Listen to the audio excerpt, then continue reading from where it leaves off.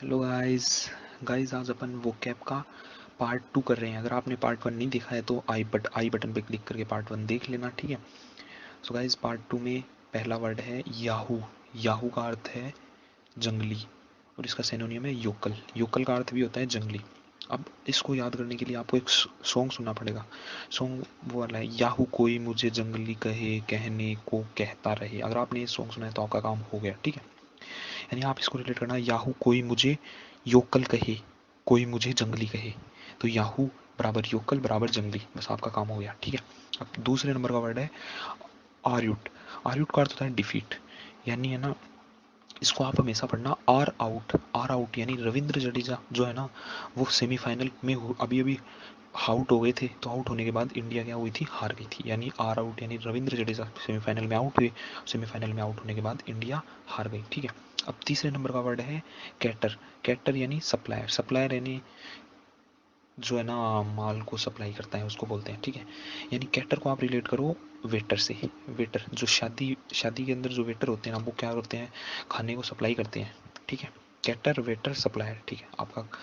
अब आते हैं फोर्थ नंबर पे। फोर्थ नंबर का है अमेठी। अमेठी का अर्थ होता है फ्रेंडशिप। अमेठी का अर्थ होता है फ्रेंडशिप। अमेठी यानी अमेठी। अमेठी को आप रिलेट करो अमेठी से। अमेठी यानी जहाँ पे अभी स्मृति ईरानी लोकसभा इलेक्शन जीती है, ठीक है। उसके जीतने का उनके जीतने का कारण यही तो था कि है ना, वो वहाँ के लोगों से मिलजुल गई थी। यानी वहाँ के लोगों से फ्रेंडशिप हो गई थी उनकी, तभी तो उन्होंने उनको वोट दिया और वो जीत गई, ठीक है।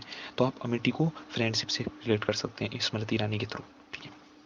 अब पांचवें नंबर का वर्ड है इनचोटे। इनचोट। इनचोट का अर्थ होता है अनडेवलप्ड। यानी देखो, इस वर्ड को आप पढ़ना इन छोटे। इन छोटे।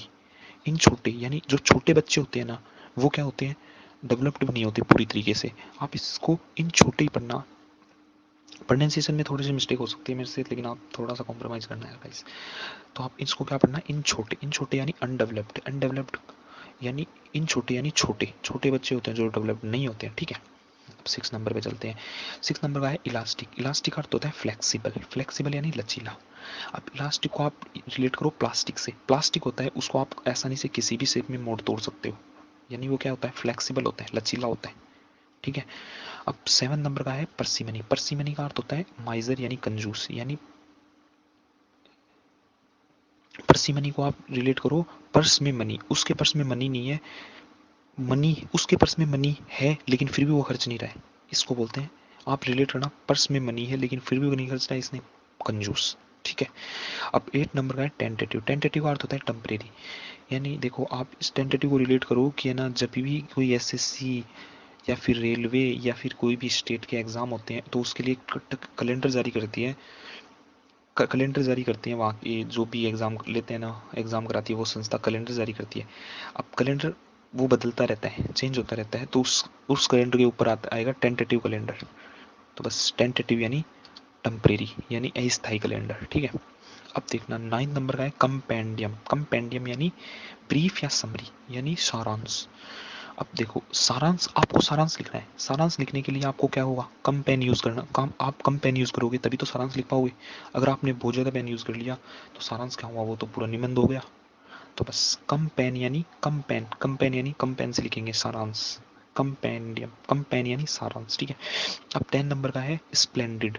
स्प्लेंडिड का अर्थ होता है अगस्त और मैग्निफिशेंट। स्प्लेंडिड, अब आपको स्प्लेंडिड को रिलेट करना है स्प्लेंडर बाइक से, हीरो होंडा स्प्लेंडर प्लस। तो बस उस बाइक का माइलेज बहुत ज़्यादा शानदार था, तो स्प्लेंडिड का अर्थ यानी शानदार। बस आपका काम हो गया।